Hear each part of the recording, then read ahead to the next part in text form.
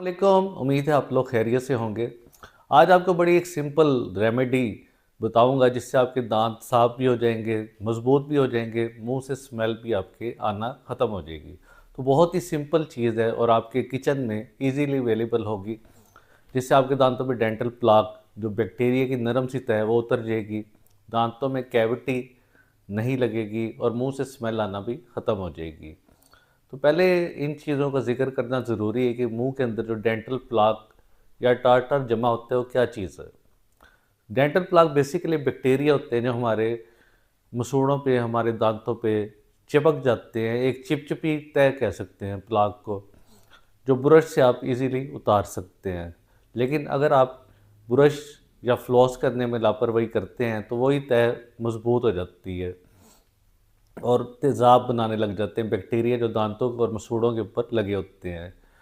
तो आज की वीडियो में जिस रेमेडी का मैंने जिक्र करना है वो एक शील्ड के तौर पे काम करती है, एक प्रोटेक्शन आपके दांतों को देती है, और वो है सोडियम बाइकार्बोनेट बेकिंग सोडा, या आम जुबान में उसे मीठा सोडा भी कहते हैं, जो हर किचन में इजीली अवेलेबल है। तो प्लाक जो एक चिपचिपी सी लेयर होती है दांतों के ऊपर जम जाती है, और जब आप मीठा ज़्यादा खाते हैं तो उससे और ज़्यादा वो मजबूत हो जाती है, क्योंकि और ज़्यादा बैक्टीरिया बनते हैं जो मीठा खाने से उनकी ग्रोथ में इजाफा होता है। इसकी मिसाल एक गाड़ी की लें। अगर गाड़ी के कुछ हिस्से में ज़ंग लग गया है, आपने उसका इलाज नहीं करवाया, आपने उसकी केयर नहीं की, तो ज़ंग आहिस्ता आहिस्ता बढ़ता जाएगा, मेटल बॉडी को इन्वॉल्व कर लेगा, जिससे आपकी गाड़ी का अच्छा खासा नुकसान हो जाएगा। इसी तरह डेंटल प्लाक जो बुरे जरासीम हैं, वो जब आपके मसूड़ों पे से लगना स्टार्ट होते हैं तो नीचे की तरफ जाना शुरू हो जाते हैं, पॉकेट्स बना लेते हैं, दांत की जड़ों पे जमना शुरू हो जाते हैं, जिससे दांत आपके कमज़ोर होते हैं, हिलने लग जाते हैं, और अल्टीमेट कई दफ़ा पूरा दांत ही बाहर आ जाता है। प्लस आपके मुंह से हर टाइम बदबू आने लग जाती है। आपको किसी मीटिंग में जाना हो तो आपको बड़ी मुश्किल होती है, आपको मास्क लगाना पड़ता है, या तो किसी और बंदे को जो आपके सामने, उसे भी मास्क लगाने की ज़रूरत महसूस होती है, क्योंकि वो बदबू इतनी ज़्यादा होती है कि बर्दाश्त के काबिल नहीं होती। अब दूसरी बात जो अहम है वो है टार्टर। टार्टर जो होता है वो प्लाक की अगली एडवांस स्टेज है, जिसमें प्लाक हार्ड हो जाता है, कैल्सीफाइड हो जाता है, और इतना सख्त हो जाता है कि ब्रश से उतारना उसे बहुत मुश्किल हो जाता है। अगर आपने शीशे के अंदर अपने सामने वाले जो दांत होता है, आप नीचे वाले दांत है, जिस तरह मॉडल में नज़र आ रहा है, ये नीचे वाले दांत, इनकी जो अंदरूनी सतह है, इस पर आपको पीला पीला सा जमाव नज़र आता है, या डार्क ब्राउन सी कुछ मोटी मोटी तह नज़र आती है, और कई दफ़ा ये खुद ही टूट भी जाती हैं और लगता है जैसे दांत टूट गया है, इतनी मजबूत तह होती है। इसे टार्टर कहते हैं, जिससे मसूड़ों की सोजन भी होती है, मसूड़ों से खून भी निकलता है, और मसूड़े अपनी जगह से पीछे हटना शुरू हो जाते हैं, क्योंकि इतना सख्त होता है, मसूड़े को प्रेशर डालता है, नरम सा मांस अपनी जगह छोड़ देता है, जिससे आपकी जड़ें नज़र आती हैं, दांत सेंसिटिव हो जाते हैं, और दांत अल्टीमेट हिलने लग जाते हैं। अब जो इतने सारे मसाइल मैंने आपको बताए हैं, अब इन्हें कैसे रोका जाए, तो उसके लिए आपने बेकिंग सोडे का इस्तेमाल करना है। और बेकिंग सोडे की ख़ास बात है, अल्कलाइन होता है।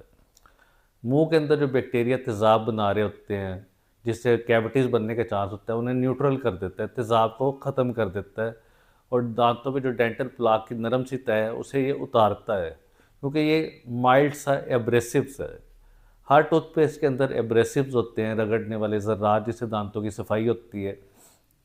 तो बेकिंग सोडा के अंदर एक बड़ी ख़ास बात है कि एब्रेसिव होते हैं, और सिर्फ इसका नंबर जो है वो 7 है।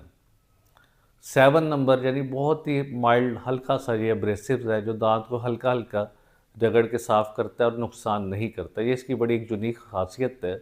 इसके अलावा ये बुरे जरासीम को मारता है, इसलिए इसे एंटीबैक्टीरियल भी कहते हैं।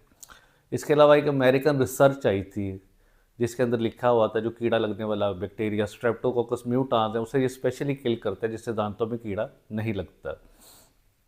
इसके अलावा प्लाक की तह को कम करता है, कीड़ा नहीं लगता, मुंह की सेहत को बहाल करता है, दांतों को मजबूत करता है। अब चलते हैं, बात करते हैं इसे इस्तेमाल किस तरह करना है। सबसे पहले आपने एक चम्मच लेना है, चाय वाला छोटा चम्मच, उसके अंदर बेकिंग सोडा 1 चम्मच लेके उसे पानी के साथ मिक्स करना है, 2 से 3 ड्रॉप पानी के। या पानी से भी एक नेक्स्ट लेवल की चीज़ है ग्लिसरीन। ग्लिसरीन से जो पेस्ट बनती है वो ज़रा थिक होती है, और जेल की तरह एक जगह पे स्टे करती है, जिससे आपको ब्रश करने में भी आसानी होगी। तो इस पेस्ट को आपने ब्रश के साथ, नरम ब्रश के साथ आहिस्ता आहिस्ता दांतों पे करना है, स्पेशली गम लेवल पे।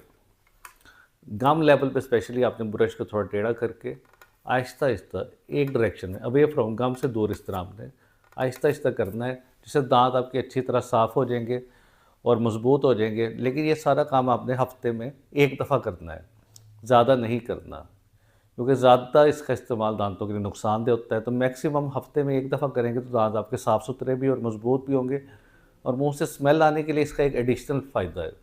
उसके लिए इसे आपने माउथ वाश यूज़ करना है। 1 गिलास आपने पानी लेना है, उसके अंदर आपने 1 चम्मच जो चाय वाला होता है, टीस्पून बेकिंग सोडा के डालना, उसे मिक्स करना है, उसे मुंह में 30 सेकंड के लिए रखना है और फिर उसके आपने थूक देना है। उसके बाद नीम गर्म पानी से अच्छी तरह आपने कुरली कर लेनी है, तो इससे मुंह से स्मेल आना आपकी ख़त्म हो जाएगी। तो ये बड़ा आसान तरीका है, लेकिन इन सब बातों के एडिशनल पॉइंट एक और अहम है कि आपने अच्छी हैबिट्स को भी इख्तियार करना है। जैसे दिन में 2 दफ़ा ब्रश का इस्तेमाल, नरम ब्रश ऊपर से नीचे की तरफ, धागे का इस्तेमाल डेंटल फ्लॉस का, जिससे दांतों में जो फंसा हुआ है वो निकल जाएगा, दांतों के दरमियान कीड़ा भी नहीं लगेगा, मसूड़े भी ख़राब नहीं होंगे। इसके अलावा 6 महीने साल भर डेंटिस्ट को भी चेक करवा लिया करें। कोई ऐसी चीज़ होती है जो छुपी हुई है, जो नज़र नहीं आ रही, वो आपकी पता लग जाएगी। इसके अलावा कई दफ़ा इतना सख्त से पत्थर जमा होता है, टार्टर जो होता है, कि इधर ब्रश से नहीं उतरता, बेकिंग सोडा से भी नहीं उतरता, फिर आपको स्केलिंग और पॉलिशिंग डेंटिस्ट से करवाना ज़रूरी है। अब इसमें जो सबसे अहम बात है, कुछ लोगों के कमेंट्स मैं डिफरेंट जगहों पे देखे, उन्हें थोड़ा सा इससे प्रॉब्लम आई है बेकिंग सोडा से। इस पे रिसर्च भी काफ़ी हुई है। तहकीक क्या कहती है, इसमें थोड़ी प्रिकॉशंस, एहतियात की ज़रूरत है। और एहतियात क्या है? एहतियात इसी तरह है जिस तरह आप एक चाकू से किसी चीज़ को कट कर रहे हैं, तो आप एक तरीके से कर रहे हैं तो प्रॉब्लम नहीं है, लेकिन आप ज़रा ज़ोर से कर रहे हैं तो वो आपकी फिंगर को भी काट सकता है। इसी तरह बेकिंग सोडे का गलत इस्तेमाल आपके दांतों को रगड़ सकता है, दांतों को ख़राब भी कर सकता है। तो इसका तरीका सबसे आसान यही है कि बेकिंग सोडा को रोज़ यूज़ ना करें, हफ्ते में एक दफ़ा यूज़ करें, ताकि वो एनामल को घिसाए ना, रगड़े ना। प्लस उसके साथ आपने ब्रश को नहीं छोड़ना, फ्लोराइड वाली टूथपेस्ट भी करनी है, और सुबह शाम ब्रश भी नॉर्मल अपना वो आपका चलता रहे। इसके अलावा अगर इसे किसी स्पेशल तरीके से जो नई रिसर्च के लिहाज से इस्तेमाल करना है, तो 1 टीस्पून बेकिंग सोडा के अंदर 1 से 2, 1 चम्मच भी अगर आप डालें तो बहुत है, कोकोनट ऑयल का डालें तो एक पेस्ट बन जाएगी, जिससे दांत भी वाइट हो जाएंगे, मसूड़े भी आपके मजबूत हो जाएंगे। तो बेकिंग सोडा, मीठा सोडा एक बड़ा ही पुराना तरीका है, और पहले इसके इसके रिव्यूज़ ले रहा था पूरी दुनिया में, डिफरेंट कंट्रीज़ के अंदर। वहाँ जिनकी उम्र 80 साल है, 70 साल है, और जिनके कोई बतीसी नहीं लगी हुई, उनके दांत नेचुरल है, मजबूत हैं, अखरोट भी तोड़े हैं, बादाम भी तोड़े हैं, तो उनकी अगर हिस्ट्री ली तो उन्हें पता लगा कि वो बेकिंग सोडा यूज़ करते आ रहे हैं, जिससे उनके दांत मजबूत भी हैं, फ्रेश भी हैं, कीड़ा भी नहीं लगा, मसूड़े भी ठीक है। तो बेकिंग सोडा का नुकसान नहीं है, लेकिन हफ्ते में एक दफ़ा, क्योंकि आजकल हमारी खुराक भी कुछ ऐसी है, उसमें तेज़ाबियत भी ज़्यादा है, और नरम खुराक होती है, दांतों पे चिपक भी जाती है, तो इसलिए हम ज़्यादा बेकिंग सोडा का इस्तेमाल नहीं कर सकते, क्योंकि दांत हमारे ऑलरेडी वीक होते हैं, कई दफ़ा कुदरती कमज़ोर होते हैं, फ्लोराइड ज़्यादा होने की वजह से पानी में डेवलपमेंटली कमज़ोर हो सकते हैं, या खुराक की वजह से कमज़ोर हो सकते हैं, या मैदे की ख़राबी से कमज़ोर हो सकते हैं। जब ऑलरेडी कमज़ोर होंगे तो उससे फिर बेकिंग सोडे का नुकसान होगा, दांतों में सेंसिटिविटी बढ़ सकती है। इसीलिए एहतियातन बेकिंग सोडा को ग्लिसरीन से मिक्स करके या कोकोनट ऑयल से मिक्स करके हफ्ते में एक दफ़ा यूज़ करें, इससे ज़्यादा इस्तेमाल ना करें। उम्मीद है आज की इन्फॉर्मेशन आपको पसंद आई होगी। इससे रिलेटेड जो भी सवाल आप नीचे कमेंट बॉक्स में पूछ सकते हैं। शुक्रिया।